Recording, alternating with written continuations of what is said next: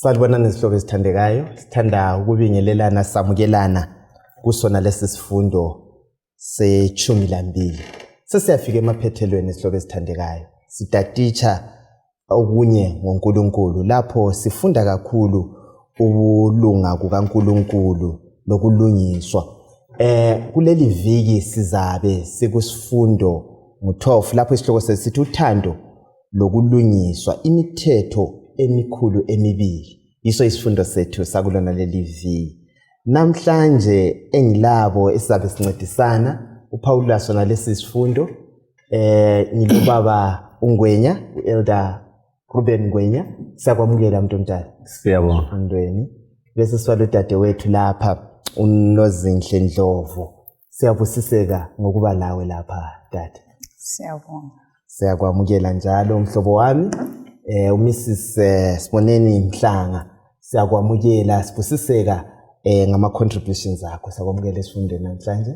Siyabonga mhlobo. Mina engikhulumayo ngoAmos Maforo. Sihlobo esithandekayo, asibusise i-study chain sonke. Siyacela sithatheni izipele zethu amaBhayibhili, umoya wesiprofeti, sitatiche sonke sizwe okunye ngoJesu. Namhlanje sakucela ubaba uNgwenya asivulele ngomthandazo. Asikhuleke nini. Baba oyingcwele okhona ngikhaya ezulwini, siyabonga ithuba lona aluba singena kusona lesi sifundo. Salokunxusa komoya oyingcwele ubona bephakathi kwethu toleke lesi sifundo sisizwisise ngesisindo izulu elikhangelele ukubana sizwisise ngaso bese sibusiseka samukelwe ubukhosini ekupheleni ngoJesu inkosi yethu. Amen. Amen. Siyabonga babukeli labalaleli. Bekuluhambo lumnandi sisuka kusifundo sakuqala namhlanje sesikwese-12 sesiye emaphethelweni. Kuvike lizayo sayisigoqa yona leli kodwa sifunda izifundo ezimnandi ezithathekisayo ikakhulu zisivezela isimilo sikaNkulunkulu. Namhlanje sithe isihloko sethu sithi uthando lokulungiswa. Singancedisana ngesihloko lesi indaba le icace ikakhulu nxa sikhangele imithetho le emikhulu emibili. Kuyini esingabe sikhuluma ngakho nxa sikhuluma ngothando, uthando lokulungiswa ikakhulu emhlabeni lo ongela kulungiswa. Sihlobo esithandekayo, emhlabeni lo izinto azimanga kuhle, akula kulunga, akula kulungiswa, kuloncindezelo, akulathando. So namhlanje siloyisa ukubana sike siphakulule sizwe ukuthi yena uJehova uthini ngalindaba. Angazi sihlobo zani nalizweni kusihloko lesi. Singakhangela ngathuma ngothando, sikhuluma ngesimilo sikaJehova. Alright. Ngoba ngiyakhumbula uJesu uthi uluthando. Kunjani? Ongathandiyo kamazwi uNkulunkulu ngoba uNkulunkulu uluthando. Ngezindlela kusivezela ukuthi uthando lwethu esingathi silalo lungasixhumanisanga loNkulunkulu ayisilo thando lupheleleyo. Uthando lugeleza lusuka kuNkulunkulu lusiza kithi. Alusuki kithi lusiya kuNkulunkulu kodwa lugeleza lusiza kithi thina bese siresponda kumbe bese sivuma ukuthi uthando lolusilwamukele ngokuthi bese sibuyisela sesimthanda uNkulunkulu.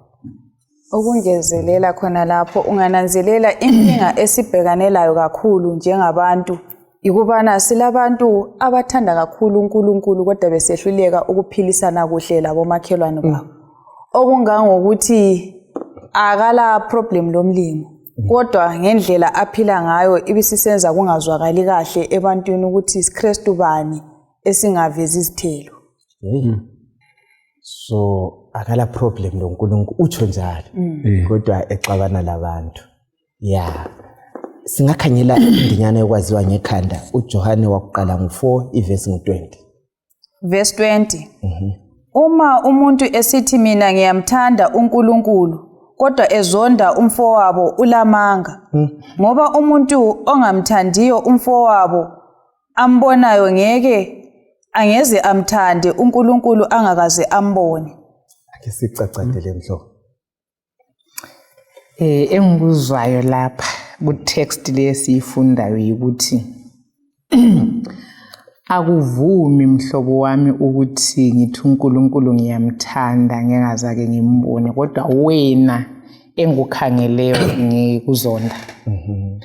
uNgwenya uthe singenisa laphana wathinta omunye umcabango oqhakathekileyo. uNkulunkulu nguye oluthando. Kunjani? Sake safunde siqingenisa yona le ikoti ukuthi uNkulunkulu uthanda abantu unconditionally. Oh yes. Yikho khona. So nxa kuyikuthi thina uNkulunkulu nguye umthombo wothando. So ukuze thina senelisa ukuthanda umuntu kumbe abangani bethu kumele ukuthi sibe simazile uNkulunkulu kumbe siconnectile kumbe sixhumile enzikini yothando. So kuthi ukuthi kakuvumi maforo ukuthi umuntu i-natural heart ayingeke ibe lalo uthando lo unconditional. uNkulunkulu yedwa njalo. Oh yes. So umuntu bekumele ukuthi amazi uNkulunkulu avume uNkulunkulu abuse yakhe inhliziyo. Kungaba njalo vele ukuthanda umakhelwane, ukuthanda umnawami, ukuthanda isihlobo sami kakubi nzima, kuba yi-part of me, kuba yimi. uNgwenya uthe uthando lwakhona nxa lusuka kuNkulunkulu lusiza kithi kumele ludlule luye komunye umuntu. Oluqalisa kimi lusiya kwabanye abantu luyabe luconditional. Alright. uJesu yikho akade kutsho efundisa kuSermon on the Mount ukuthi lina lithanda labo abalithandayo. Lenza ukulunga kulabo lane likwaziyo ukuthi bazalenzela ukulunga. So then i-natural heart injalo. So esikufuna engicabanga siyakufunda la ukuthi we need the mind of God and the heart of God. Ngoba thina sodwa asingeke simthanda umuntu. Alright. Mina engikutholileyo lapha ukuthi uthando lolu luluphawu oluveza ukuthi uNkulunkulu uyaphila phakathi komuntu. Alright. Ngize ngacabanga maforo ukuthi kwezinye izikhathi engxenye lathi siyabalelwa khonapho ukuthi siyabe sizibiza sisithi singamaKristu kodwa kukanti siyabe siqamba amanga ukuthi imisebenzi esiyenzayo kayisenzi ukuthi sithande. Ukukunika amanzi akutshengisa ukuthi ngiyakuthanda kodwa nxa ngisenza ulutho ngiveza uthando oluvele luphakathi kimi. Okungangokuthi kulula ukuthi senze ezinye izinto kodwa singelathando. Okungangokuthi uNkulunkulu singamenzela siphatheke emsebenzini wakhe kodwa singelalo uthando lolu okumele ngasonke siyaveza isimilo sikaNkulunkulu nga uJesu kudala wabuya. Interesting. Omunye lobayo Ngwenya uthi kuyavuma ukuthi mandlo njobo yacho ukuthi uphe ungelathando. Yeah. Iningi siyakwenza kube ngokwembonane kumbe siphe ukuze sithathe impikisha thizanti. Kodwa bese sithi akuvumi ukuthi uthande wehluleke ukupha. Right. Wonke umuntu othanda uyapha. Angithi phela. So kusifundo sethu esingakho namhlanje ukuthi uma simthanda uNkulunkulu Ngwenya vele abantu sizabathanda ngoba mina ulime njalo ukuluzwa endaweni esengibhodekizwe ngikhonza la yikuthi hayi mina lo uNkulunkulu wami si right mina uNkulunkulu ngiyamthanda kodwa ngapha ubudlelwano labantu ungabe kubangelwa kuyini khona lokho ngoba lapha kuthiwa ngumqambo wamanga vele angithi angazi kumbe lake lichayisana lakho kwinto lokho uzothiwa mina andandaba lo muntu mina lo uNkulunkulu si right umuntu andandaba laye uthando lwangikhona lunxele. Okay. Ngoba kanti nxa uNkulunkulu ngimthanda yeah kungani ngingelandaba lo muntu owadala uNkulunkulu ngoba nxa ukuthi ngingelandaba lo muntu lalo engelandaba lami then izulu esiyakilo yiliphi elizahlala abantu abangelandaba lomunye. So nxa ungelandaba labantu ulendaba lawe. Yeah. Selfishness le. Yiyo kuthiwa yi-selfishness. Yiyo vele natural heart injalo. Umuntu esona sitshela kwangena isifo sona leso. Right. Ese-selfishness ukuthi yimi. So amehla akho nxa engekho ebantwini akuwe. Yiyo uNkulunkulu into afuna ukuyikhipha emuntwini. Ukuthi amehlo kaasuke emuntwini aye ebantwini. uJesu kwamenza wasuka ezulwini ukuthi wayengazikhathalelanga yena wayekhathalela umuntu ofayo esonweni. So ingqondo kaKristu lenhliziyo kaKristu yesilelayo empilweni zethu. Maforo bangaka abantu esicabanga ukuthi siyabathanda but i-justice but i-welfare yabo ukuthi bona baphile kuhle banakekelwe singela ndaba lakho. Uze umuntu sibilivini kwesikhathi hlala ayinde nyakuthanda but ngezenzo akuveli phela. uJesu ngabe wathi uyawuthanda umhlaba esezulwini honestly. So okwenza uJesu abuye, love is a verb. Kuyisenzo ukuthi vela uthinta isaying liyana ukuthi vela kuvuma ukuthi uthanda ungenzi. Uthando lokufuqa ukuthi wenze. So mbone ngani thine okusilela kithi ibunkulunkulu lobuyana basilahlekela ngenxa yesono. Sikhangela ivesi leyo manje ubusukuxoxa la kuJohane wakuqala ngo2 ivesi ngo9:11 nokuthi into ngumhlobo ukhona umama okade ngahlala ngwenya sure elokwethwa uyathandwa ngamazwi kuphela kungela senzo. Iyakhula bethu lawo ngeke bahlale lapha. Kumele wenze. Vele uthando lunjalo. Nje ukuthi nje uthi uJehova uJesu ngokwakhe wehla wenza. Sike sikhangela indaba le kuJohane waqala ngo2 ivesi ngo9-11 uthi uJohane usikhuze sithi lo othi usekukhanyeni kodwa ezonda umzalwane wakhe ulokhu esemnyameni. Right. Othanda umzalwane wakhe uhlala ekukhanyeni njalo akala lutho kuye olungamenza akhubeke. Kodwa lo ozonda umzalwane wakhe usebunyameni njalo uyazula ebunyameni ngakwazi lapho aya khona ngoba ubumnyama sobumenze waba yisiphofu. Akuyisuse lapho manje. Okay, mina bengizaqala ngalapha desithinte khona ukuthi ukukholwa okuqotho vele kuza kuba le ndaba labanye abantu. Ungananzelela imithetho yonke iyeyeme ethandweni. Sithanda uNkulunkulu ngenhliziyo yethu yonke bese sithanda ngitsho labo makhelwane. Yes. Engibona ngani kumele sikubalance ukuthi kulabanye futhi abahamba ku-extreme end. Uyathanda abantu kodwa lo Nkulunkulu engela budlelwano. Ebantwini lapho nxa esefile kukhulunywa kuhle ngaye kodwa kumlimo ngapha engela lutho. So sithola ukuthi okumele sikwenze kuqala ukuthi sithande uNkulunkulu then konke okunye kuzasukela kuye. Then bese sikhangela le esifakileyo inanzelela ukuthi uthando Maforo lusibekela izono eziningi. Ungathanda kuthi ukuthi lokwahlulela uzakwahlulela ngokulunga ngoba konke kufuqwa yini ufuqwa luthando. Ukuthi nga uNkulunkulu uyasisiza lolu thando olunguye luphile phakathi kwethu lokwenza kwethu kuzavela ngezithelo. Hey, nansi indawo yokusiswa mhlobo ngikwenza. Indlela esahlulela ngayo emakhaya lahlulela njani izihlobo abantwana libaphethe njani emabandleni emsebenzini budlelwano bani labanye kuyaveza yini ukuthi kulothando. Now mbona uhlupho lusukusele uqalise ungakhangela sithe uthando lusungula kuNkulunkulu ngoba eluthando. Now mina ngingaba lobudlelwano ngixhumane loNkulunkulu. Iketani lana kayipheleli khona phana iyedlula iye komunye umuntu. Ngingathi mina ngime ngithi eyami ixhumane loNkulunkulu kuphela ayiye ebantwini ngiyabe ngiqamba amanga uNkulunkulu ngiyabe ngikhuluma ngomlomo ukuthi ngiyamthanda ngingamthandi. Kodwa nxa ngimthanda okweqiniso uthando lwana luyehla ludlule luye kwabanye kuza kwenza phela ukuthi nxa kulomuntu ohluphekayo ngingalindeli ibandla ukuthi lize lithi uDoka ukhona asamense kunika uDoka ngizasukuma ngiyekwenza ngoba yime ngimbonile umzalwane onjani ohluphekayo ongelalutho.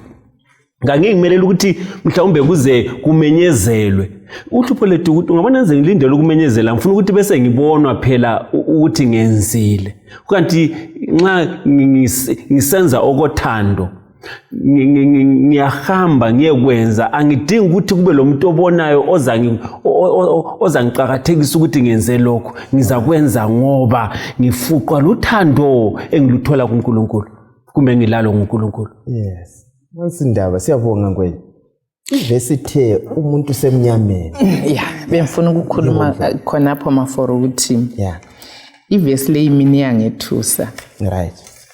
Ikakhulu ebantwini abasebandleni abathi uNkulunkulu bayamazi.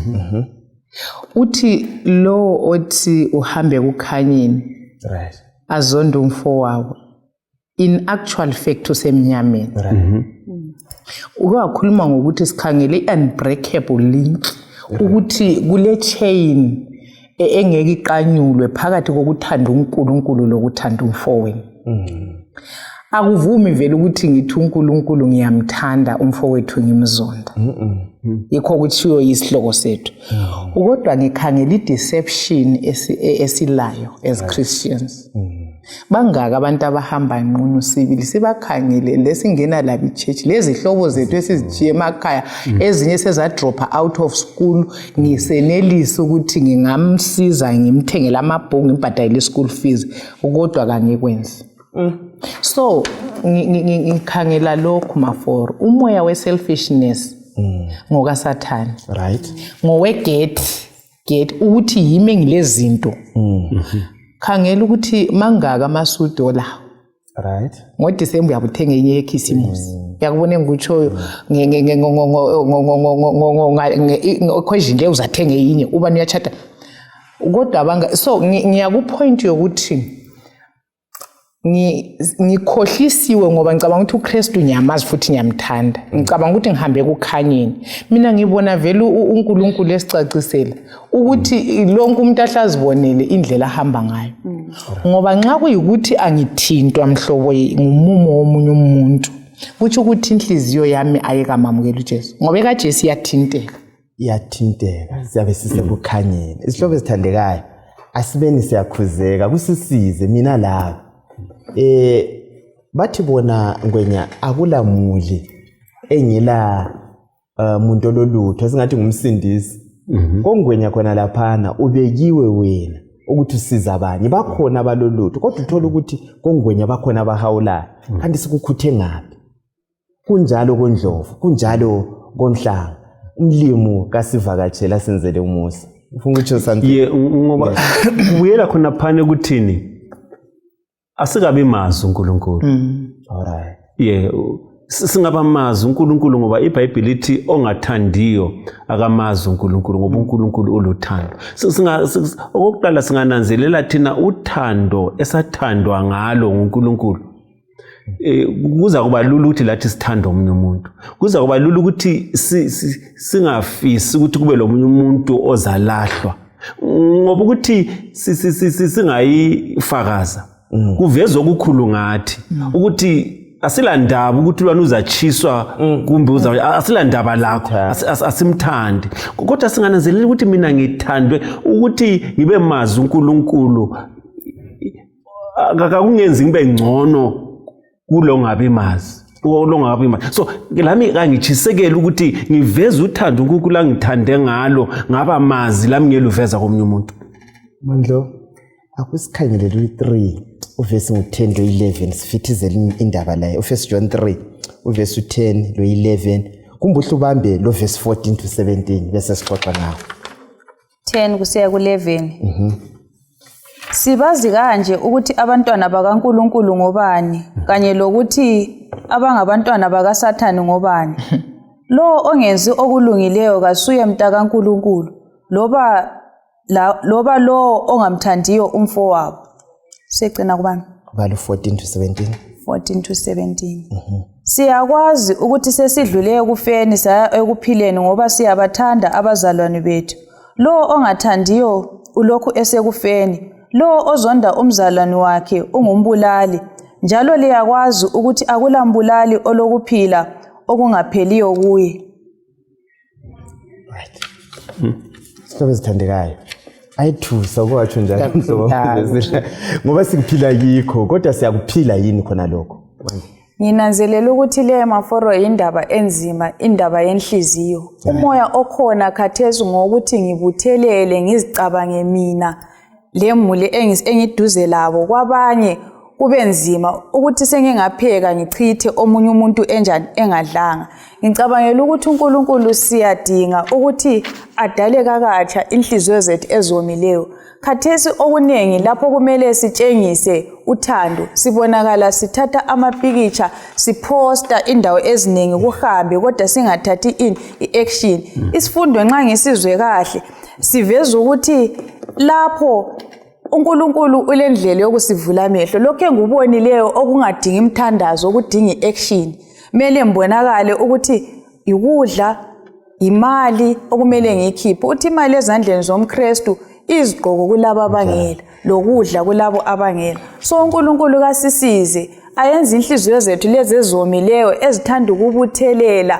Uyeza ukuthi uzothiwa ubani ulendlu elama room bangu-100 uzibuza ukuthi phoza ngena yini wonke ule plaza elikhulu alilimi lonke khona umoya wakho naye uyasisigabheni. hey madoda Mina mbona Maforo khona lapho indlela ezimbili. Yazi vele kungeneni kwesono kwahle kwa developer two groups or two routes. Yes. Eyokuqala isinike i-light le darkness. Alright. Eyesibili iyasinika abantwana bakaNkulunkulu abantwana bakaSathane. Yeah. Eyesithathu yasinika ukuphila lokufa. Oh yes.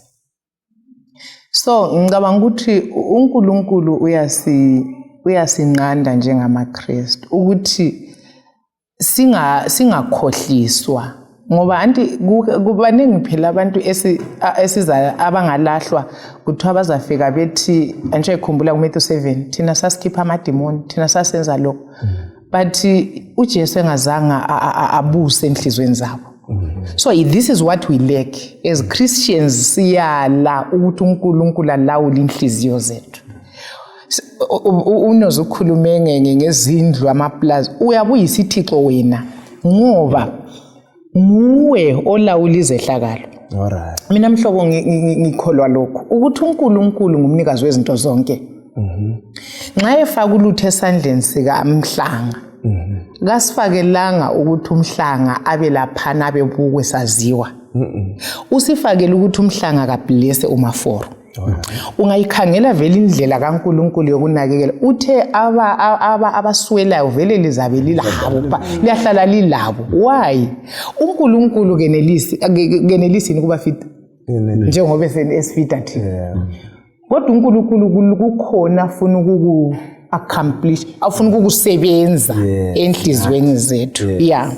Ngicela ukuke ngifunde enye quotation ukuthi sisimente lokho.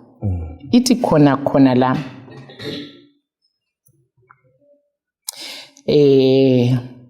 the Lord provides for the widow and the fatherless not by a miracle in sending manna from heaven, not by sending ravens to bring them food, but by a miracle upon human hearts, expelling selfishness and unsealing the fountains of Christ-like love.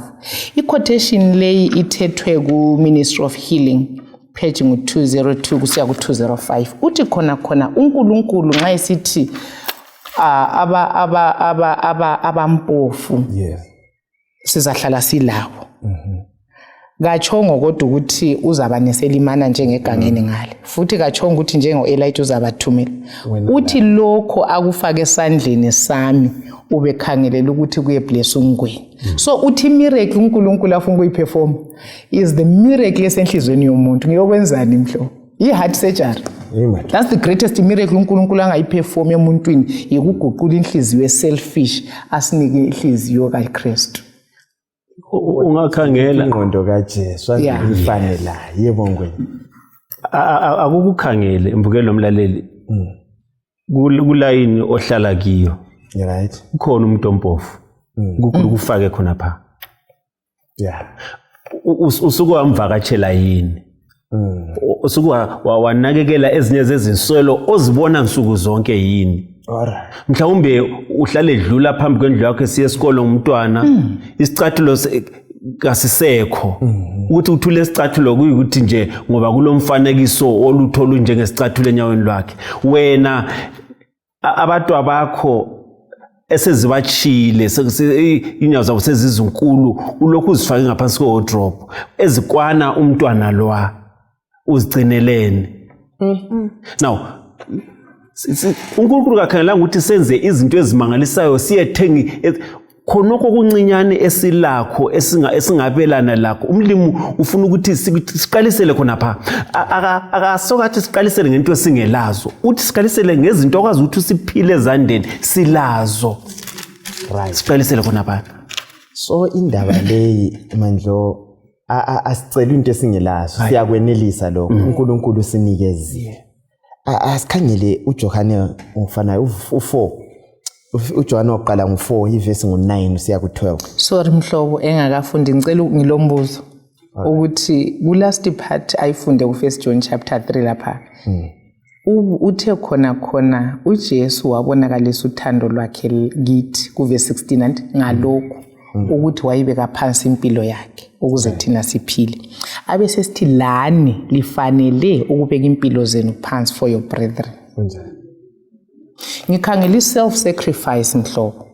Uyakwazi ukuthi thina sipha ku excess ukuthi hayi kukhona okuseleyo.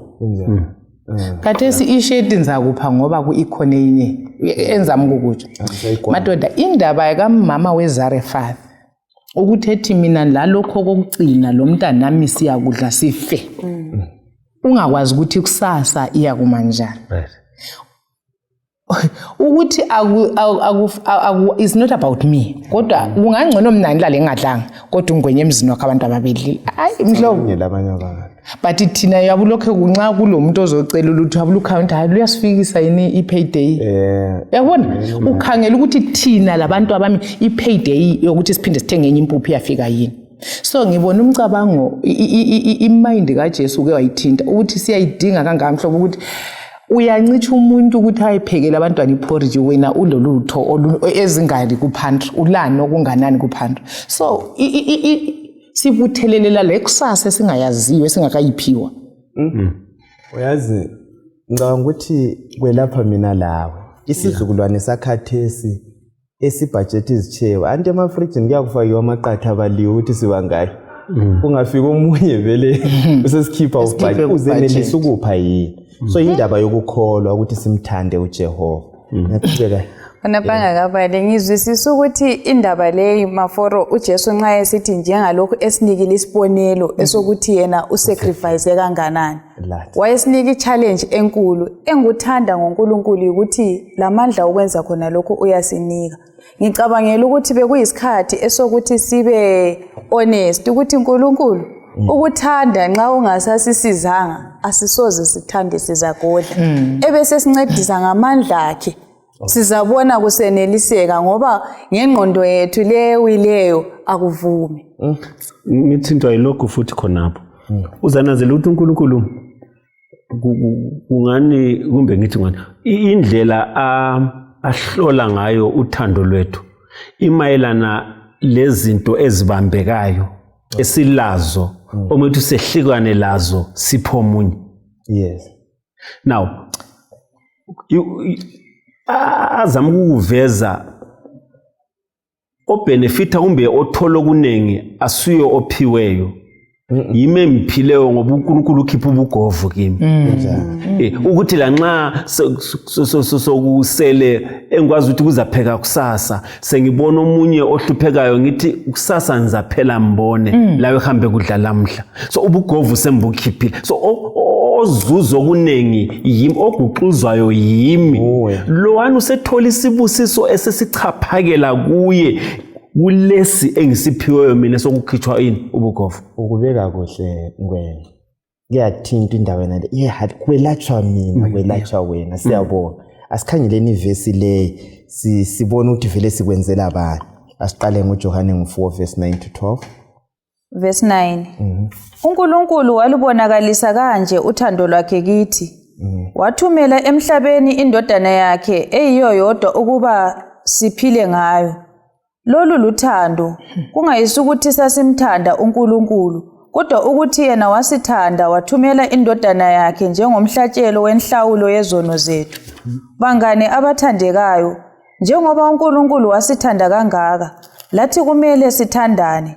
Kakho owake wabona uNkulunkulu, kodwa uma sithandana uNkulunkulu uhlala kithi, lothando lwakhe luyapheleliswa kithi.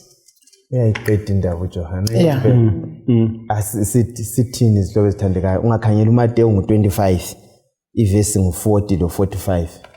Uyayibeka ukuthi nxa lalisenza lokho lalisenzela abanye, lalisenzela mina.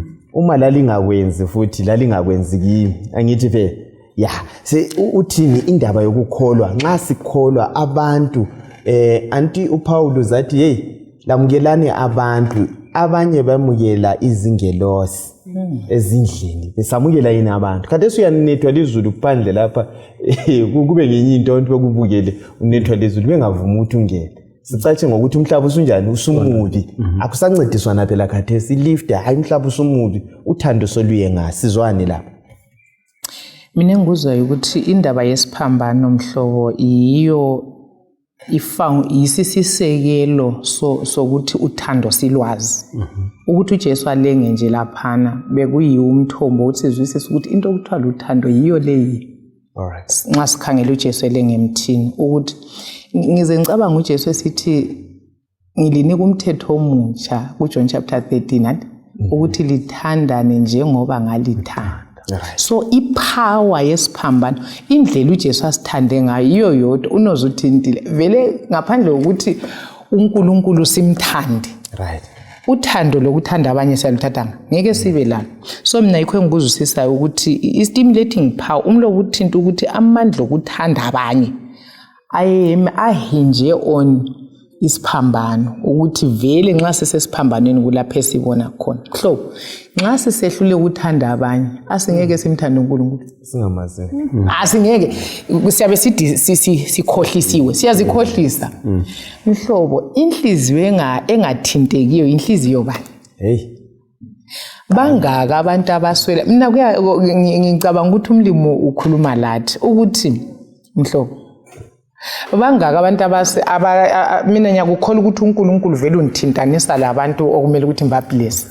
Yes. Kuphela endemphilela khonoko.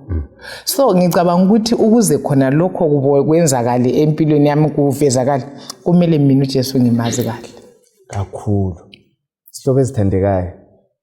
Ngicabanga ukuthi ake nisizinuke namakhwapha lapho esikhona, lapho esikhonza khona, ezimulini, emisebenzini. Siyabakhathalela yini abantu? Kuningi okwenzakalayo. Ngicela sike sikhangele labo balingiswa labo. Kulezinye izifundo esizazithola.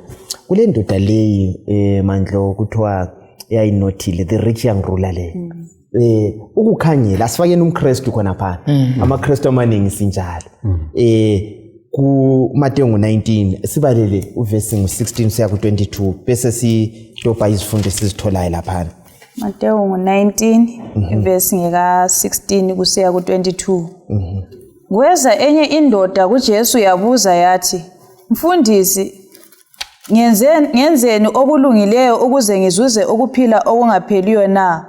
uJesu waphendula wathi, "Ungibuzelani ngokulungileyo na? Munye kuphela olungileyo. Uba ufuna ukungena ekuphileni, landela imilayo." Indoda yabuza yathi, "Yiphi na?" uJesu waphendula wathi, "Ungabulali, ungaphingi, ungafebi, ungafakazeli amanga, hlonipha uyihlo lonyoko, njalo thanda umakhelwane wakho njengoba uzithanda wena." Ijaha lathi, "Yonke le ngiyigcinile, pho ngisaswelani na?" uJesu waphendula wathi, "Aluba ufuna ukuthi uphelele, thengisa yonke inotho yakho uphe abayanga, lapho-ke uzakuba lenotho ezulwini, usungeza ungilandele." Wathi ukuba ijaha lelo likuzwe lokho, lasuka lidanile ngokuba lalilenotho enengi kakhulu. Nansinda. 10 out of 10 no corrections. Afebi. Akatshontshi, akanxaneli, akakhonza izithixo. Kuyini akusilelayo? Iningi lethu anti sithi ngihambe eChurch mina ntshontsha ngenza lutho mina. Mina ngisebenza la ngeSabatha. Kodwa kuyinye kuphela into esisilelayo. Angazi kumbe sitholani lapha. Thina sitholeni kwe kusilela uthando. Alright. Uhlubona ukuthi lubaba waye emaka nsuku zonke ukuthi ngenze lokho wenzela abantu. Right. ukuthi babone ame lapha nathi mina kanye njengobani. Right. Ukanti aluba umthetho lo ugcina ngoba ulethwe ngumuntu amthandayo. Wayezathokoza kakhulu ukuthi vele uJesu wayengazoka wathi wona lamagama ngoba inotho le alayo wayezayisebenzisa ukwabela ukunceda umphakathi ohluphekayo. Kodwa yena ungananzelela ukuthi kwathiwa kaye kwabela abampofu wasuke ezondile ngoba uNkulunkulu wayesethinte kumbe uJesu wayesethinte lapho kulenhliziyo yakhe khona okulo uNkulunkulu wakhe uNkulunkulu wakhe wayengasuye uNkulunkulu omphumthetho kodwa uNkulunkulu wakhe kwakuyilokhu ayelakho angafuni ukwehlukana lakho. Sike sakuthi ukwakuthinta lapha ukuthi aluba sokuthinta inotho yami kumbe sokuthinta engilakho ngingabona ngilesi sokuvuma ukuthi ngipho omunye umuntu ngisale ngaphakathi ngingapha ilafindo sesengiluzisa uthando lwaNkulunkulu ngiyabe ngimthanda uNkulunkulu. Okunye engunanzelelayo sitshela khona pho thinta khona ukuthi indoda leyi yayile simo sokukholwa. Ngaphandle yayibonakala indoda emadodeni indoda ebilandela intando kaNkulunkulu. But ingaphakathi yazi uJesu wabuye address into ye-heart enhliziyo ukuthi zwanini lani baFarisi lina lifanana lamangcwaba aceciswe ngaphandle ingaphakathi yenu ibolile injani. So engikuzwisisa la ukuthi kulula kuyavuma futhi ukwenza imisebenzi ngaphandle ngile njongo ezithiyene. But nxa imisebenzi leyo ingavelanga from ngaphakathi yikho kwenza undoda lo asuke ezondile. Sake saxoxa esinye isifundo esasithi inside out. Yakhumbula ukuthi into leyo kumele isukele ngaphakathi. Inhliziyo vele ethandileyo ngaphakathi ayisoze ikhangele i-10 blind eye ehlutshweni lomuntu. So sidinga yona leyani heart surgery sike sakhuluma ngayo ukuthi hayi vele nxa sithanda uJesu supremely vele uthando engilalo lumpompoza lusiya komunye umuntu. Lokho mhlobo esikwenza ukuthi hayi abantu sebecelwe kakhulu lakhe libuze sithi hayi bakithi sicela ukuthi sifake izandla lapha siyencedisa. Hayi abantu badinwe ukuncedisa abantu. So uyahlubone ukuthi ingaphakathi yethu yengakasetshenzwa uNkulunkulu. And lokufuna ukuthi nxa kuncediswa it has to be a corporate body. Asenzeni so sesikhipha sonke $10 ama10 inhliziyo oyitshoyo mhlobo ayisathintwa mhlobo ngicela ukunika esinye isibonelo. Mina ngeke ngahamba ngiya kunhliziyo engathintwanga. Ngicabanga ukuthi isifundo leso uJesu ufisa ukuselapha uJesu engakafiki ngoba sizakwaliwe ebucineni. Ngike ngathi siyachumayela kwelinye ibandla mhlobo isemina sasile semina ye1 week. Kulobaba owayengayikhuthi prayer band. But ubaba lwana wayedatshukela. Ibrook literally ibrook amadolo ephandle. Imbala yombili. Ngakhangela uday 1 ngathinteka ngazibuza ukuthi phathi ibandla leli lamaKristu phela. Abamaziyo uKristu bakhonza njani lo baba lo enje? Saqhubeka iviki yaqhubeka isiyaphela ngabona akula action ngase ngifonela omnye umngane wami ukuthi indoda lapha uNkulunkulu umbizele ukuthi ngizogqokisa ubaba lo ngoba ilihlo leli litheli siyahlala ebunqunini bukababa uMoncelo wakhuluma ukuthi indoda leka igqokele. So ukuyifinyeza indaba sazuza impahla ezinhle kakhulu ukuthi ubaba lwana aqokoke ngeSabbath wayemuhle kakhulu. Ngakho lo amangalayo angazi enhlizweni mhlawumbe yazi inhliziyo zethu sezomile kakhulu kakulamntu olonembeza yikho sibuza ukuthi yipi inhliziyo kaKristu enjani ngoba okwenza uKristu asuke ku throne ukuthi athintwe umuntu ofayo. So inhliziyo zethu sezoma ukufika khona apho maforo esinye isibonelo ngike ngakhonza futhi kwelinye ibandla sifisa ukuthi ngabe ibandla liyalungisa silethe iproposal yokuthi kwenze uhlelo lokuthi abagugileyo gogo bafidwe ngesabatha. Uyazi ubuthungameli bukutshela ukuthi hayi asikhangeleni ezinye izinto eziqhakathekileyo ezidinga imali. Yazi kulapho bona khona ukuthi uJesu lo esiclaim ukuthi siyamlandela Maforo asimzwisisi le njongo yakhe kasizwisisi lokuthi abantu yena kuye bavalwe baqakathe unganani asikuzwisisi. So sicabanga ukuthi ukufida umuntu yiwaste imali. Yazifana lekaJudas yiwaste le. Sabuza sathi but thina sizwisisa ukuthi imethod kaKristu itheba phela Petro hlalisani nabantu phansi libaphula Petro. So ngicabanga ukuthi asikafiki lapha esizwisi inhliziyo zethu zilokhe zinatural zilokhe ziselfish zilokhe zomile asilandaba ngoba thina siyathatha imota zethu basekudla endlini anti sini rice ikhona sichiye siyiphekile but angilandaba ukuthi ugogo wehleze eceleni kwami lapha uyasuka lapha edlini. So ngibisi challenge kithi njengamaKristu ikakhulu amaKristu ngoba siclaim ukuthi uJesu lo siyamazi but ukuthi uJesu siyamazi isifundo sisivezela ukuthi kuyavela kahle endleleni sizaphathana ngayo. Wayekhonza lo angithi phela Rich Young Ruler ugcine yonke imithetho esenkonzweni kodwa kusile lokho. Mina indaba endoda le ingithinte kakhulu ungananzelela Maforo ngiyabona lezi ndlini umzali wonke wayengathi ake libe njengomfana lo kunjani ngelihlo lomuntu kodwa ilihlo lezulu labona ukuthi umfana wenza kuhle kodwa kulento engamenza ukuthi abe ngumKristu ongcono ukudlula lokho ikho khona.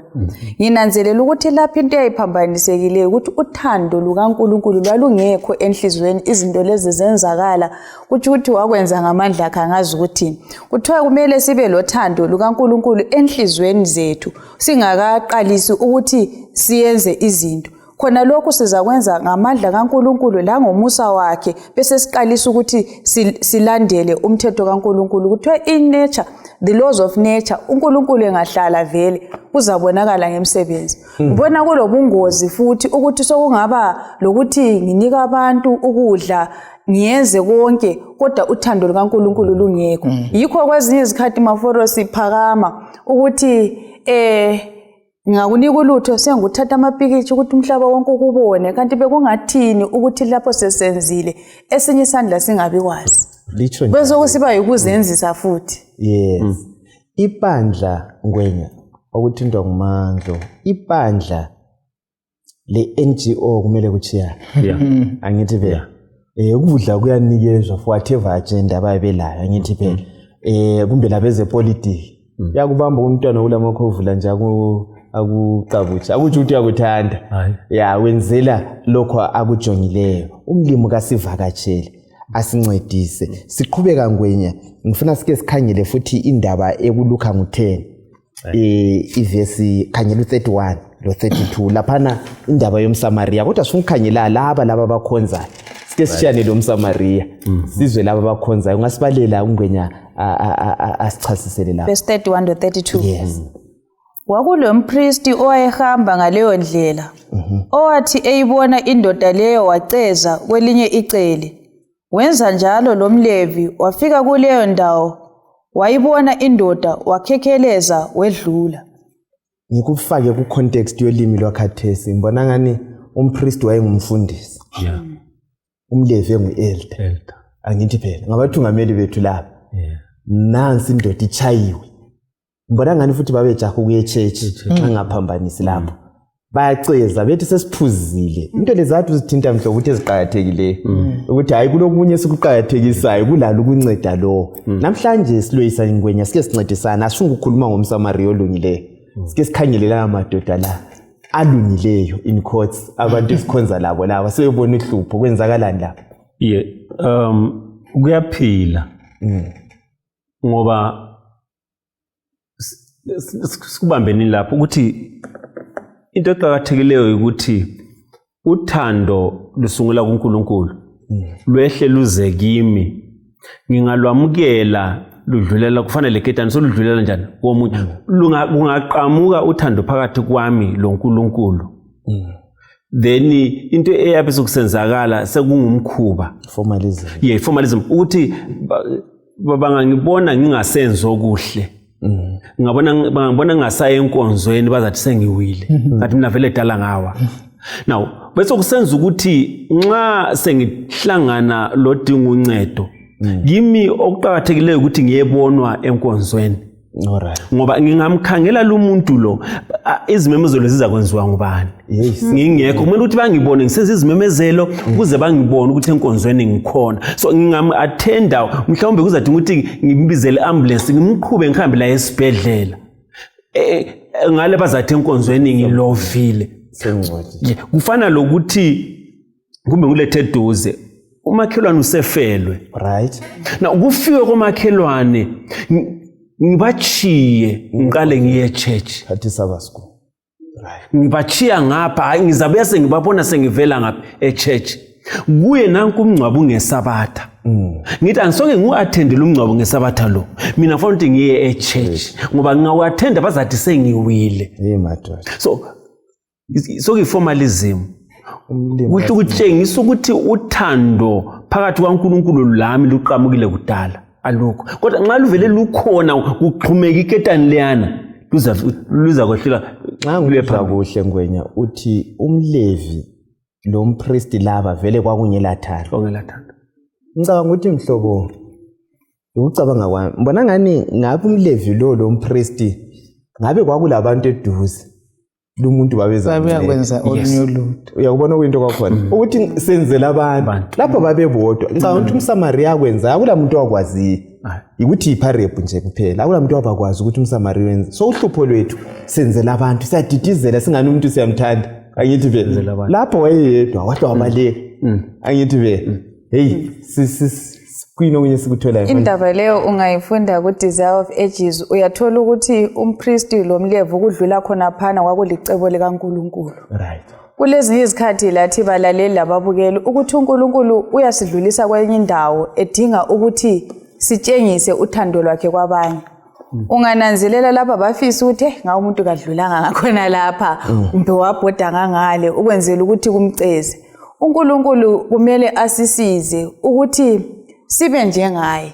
Ungananzelela lapha babona sokuyinto obakuqhakathekisayo ngezinye indlela singathi bameja ngento eyayiminor bachiya into eyayimeja ukuthi ubuKristu budlula uhambe church. ubuKristu budlula esingakucabanga ubuthinta indlela esidlelana ngayo labanye abantu ukuthi wesaba ukuthi I cannot sacrifice ukuthi hayi njengoba echilo ukuthi okunye singakwanisa ukuthi ufone maforo ukuthi hayi lapha sokulokunye sokumbambile ngicela ubuyenze lapha kuyahamba konke but manje lokho kwakudinga bona kwakungadingi ukuthi okunye kuyadinga ukuthi sidelegate ukwenzela ukuthi okunye kuhambe okuza sondeza abantu kuNkulunkulu. Ngiyacabanga ukuthi lundoda owathizwa ngumSamaria kwakuzaba lula futhi lokuthi afinyeleleke kuNkulunkulu ngendlela uthando ayeluveza lwaludlula intshumayelo eyayiphuma kupulpit. Hey Mhlobo isibambele lapha mandlo. Siyabonga lokho u22 uMatewu. Sike sikhangele indoda leyi igqwetha leli elibuza uJesu. Sike sikhangele leli gqwetha ukuthi ingxoxo yakhe lo Jesu imi njani. Khaya into 35 to 40. Verse 35. Omunye wabo owayesazi somthetho wamlinga njalo ngalo umbuzo. Mfundisi, yiwuphi umlayo omkhulu kulayo yonke emthethweni? uJesu waphendula wathi, thanda iNkosi uNkulunkulu wakho ngenhliziyo yakho yonke, la ngomphefumulo wakho wonke, la ngengqondo yakho yonke. Yiwo oyingqala njalo odlula yonke imilayo. Owesibili unjengawo, thanda umakhelwane wakho njengalokhu uzithanda wena. Wonke umthetho labaprofeti kweyeme kuyonale imilayo emibili. Mhlobo akungichazisela umuca lo. Kukhulunywa ngani nxa ikhuluma ngothando kuthiwa yikho kuyeme khona abambhalo abaprofeti. Alright. Yeah. Mana ngiqalise la okay. ukuthi ungakhangela umthetho even i10 commandments. Imithetho yokuqala engu4 ikhuluma ngoNkulunkulu ubudlelwano bomuntu loNkulunkulu wakhe. Yes. imithetho engu-6 eyokugcina ekhangela ubudlelwano womuntu lomuntu. Lesiphambano vele sinjalo ukuthi kule vertical layani horizontal. Ivangi nxa isithi kuyona le imithetho yombili yikho kweme khona umthetho laba prophet. Kuthi ukuthi yilo ivangeli mhlobo. Luthando. Ivangeli luthando. Isifundo esibuyayo sithi uthando is the fulfilling of the law. Kunjalo. So okuchiwo lilizwi likaNkulunkulu ukuthi nxa vele simthanda uNkulunkulu ilivangeli. Nxa simthanda uNkulunkulu ngenhliziyo zethu zonke langamandla ethu wonke langakho konke kwethu vele unext person sizamthanda. Futhi vele indlela ilens engikhangela ngayo omunye umuntu ngizazwisisa ukuthi ungumuntu. Nyake ngicabanga emhlobo ukuthi kwesinye isikhathi kule ama injustices asenzekile even emhlabeni anti ngesizathu sokuthi omunye umuntu ucabanga ukuthi yena ungcono kulomunye. Kumba bona omunye umuntu eseyisibungu uzwe even sikhoyina ama operation akhona ukuthi ala siyachola impukane uyakuzwa. So kuya ngokuthi nxa uNkulunkulu umoya wakho hlezi phezukwethu besizabona ukuthi lo ongela ndawo yokuhlala, lo oyintandane, lo ofeliweyo izulu limkhangela njengoba lami lingikhangela. Beautiful. Ukungezelela khonapha lapha khuluma khona uMrs Mhlanga. Akuvumi maforo ukuthi wena uthi uNkulunkulu uyamthanda kodwa ungathanda umakhelwane. Futhi akuvumi ukuthi wena uNkulunkulu ungamthanda uthi uyathanda umakhelwane. Uhamba nje wonke ndawonye singakwehlukanisa vele umthetho siyabe singasawugcinanga. Singathanda uNkulunkulu uqala buza senza ukuthi sithanda abanye. So ngiyambone kwezi izikhathi kuba lama extremes angu2. Ebantwini ebe right uNkulunkulu angabi right. Ebe sithi ngi right ebe sithi sihleze ukufake inkosi ukuthi njoba kuthiwa lapha iversity yakho ukuthi lapha mafora abanye siyabe singamalunga ami kahle ukuthi kasimanga kahle ngoba lapha kuhle kwaveza ukuthi siyabe siqamba amanga singathi thina sithanda uNkulunkulu kodwa abanye singabathandi. Kuyini esingakwenza njengebandla? Sibona abantu behawula, abantu bayalamba, abantu bayancindezela. Injustice. Njengebandla njengamalungu ebandla kuyini esingakwenza ukuveza uKristu ukuthi sisekelane labantu sime lapho ngendlela uKristu ayisimalanga. Ngikhangela abaprofeti abaqhathekile eBhayibheli abanjengabo Amos babengathuli nxa kusonakala. Babekhuluma ukuthi la konakele la lingaqhubeki lisenza kanje uNkulunkulu kajabule. Kodwa ngwenyana lithuli intshumayelo zenzithona silizwa lini likhuluma alikhuze ukuba angazi ukuthi singenza njani. Oqala mbona ngani kumele ukuthi uqalise emntwini ngamunye mina kambe lobudlelwano lomlimo bese ngingaqali ngilindele ibandla ukuthi liphe kangenzi. Umuntu okoneza kunenza ukuthi nxa uluthando lukhona kuyathelelwana kunjalo. Omunye laye uzabuya athi asibambanise. Ekugcineni uzananzelela ukuthi kuyabe kuzagcina vele sokuyimpilo yalelo bandla ukuthi kakuvumi vele ukuthi isethekeli esisivakatsheleyo lapha sibuyele ngekhaya siza kudla laso khona okuncinyane silakho sinjani kuyagcina sokuyinqubo sokuyindlela ibandla leli liphila ngayo ngoba ingozi yokuthi kuhlale kusiyamenyezelwa yileyi. Mhlane engekho omenyezileyo futhi into yakhona vele kayikho okuyakotshozwa. Kasiphume nini ekuthi nisikotshozwe kasibe mazi umlimo ukuthi umlimo nxa sesimazi umlimo wasesithi ngibeke intandane phakathi kwenu ngibela kwafelokazi ukuthi kuvezwe uthando lwami bese sikuthatha khona ukuthi kungumlando esuphiwe nguThixo bese sikwenza singakwenza uzananzelela ukuthi akudingi ukuthi uqaliswe libandla umuntu oyedwa ngakuqalisa owesibili uzananzelela owesithathu ibandla lizagcina lonke seliphathekile. Sigoqele mhlobo indaba leyi sifika ngayo wapha ama sacrifices esimele siwenze as a church njengamalungu. Okay, bekumele ukuthi intandane zinakekelwe mhlobo. Bekumele ukuthi yazi kwesinye isikhathi mina yake ngizwe even sisolo ukuthi abantu bahambe ngesabatha bayahola impuphu kumbe baye World Vision bathatha izinto.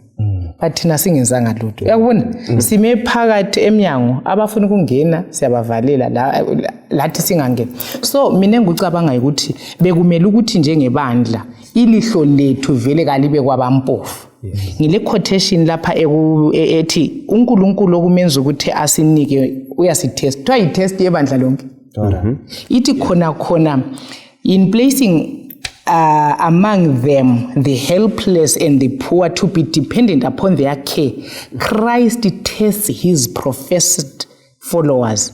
By our love and service for his needy children, we prove the genuineness of our love for him. To neglect them is to declare ourselves false disciples, strangers to Christ and his love. Levela ku-Ministry of Healing, page 205.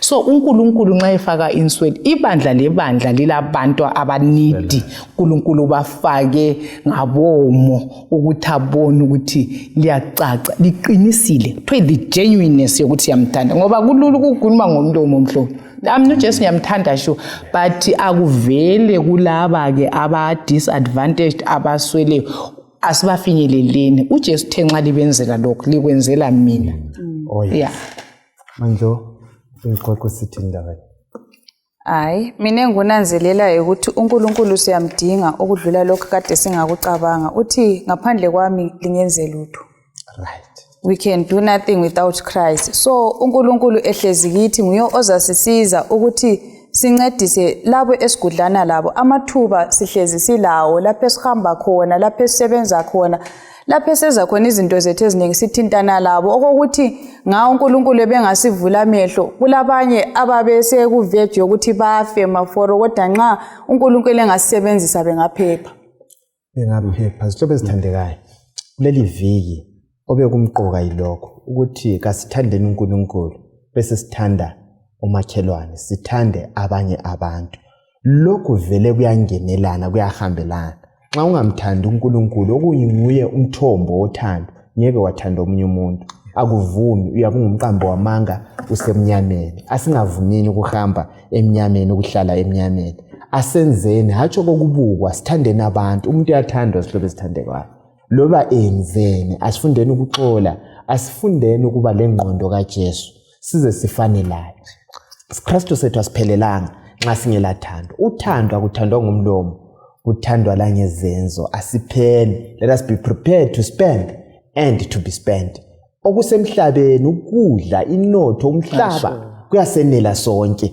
yikuthi uhluphe silalo siyagodla abanye bayawoda bagcwale lakho abanye besilela umlimo lomusa kasenzele umusa sihlanganeni kuviki elizayo staticha ngokufanayo sacela umhlobo asivalele ngomthandazo asicimezeni isithandazenini baba wethu oyingcwele othandekayo khona ekhaya ezulwini siyabonga ngasona lesi sifundo siyavuma ukuthi udinga ukusilungisisa ingaphakathi zethu kakhulu kade si professor okunye singane siyakuthanda siyakulandela kodwa kuyavela ukuthi siyasilela kakhulu yelapha izinhliziyo zethu of selfishness ubususinika amandla okuzidela lokuthanda bonke abantu obafake ezimpilweni zethu siyabonga sicela uthando lukaJesu engathi lungampompoza ezinhlizweni zethu nxa sithanda wena sizathanda bonke esigudlana labo sinike lowo moya usinike leyo ngqondo ngoba sodwa siyehluleka ngayo uJesu siyabonga amen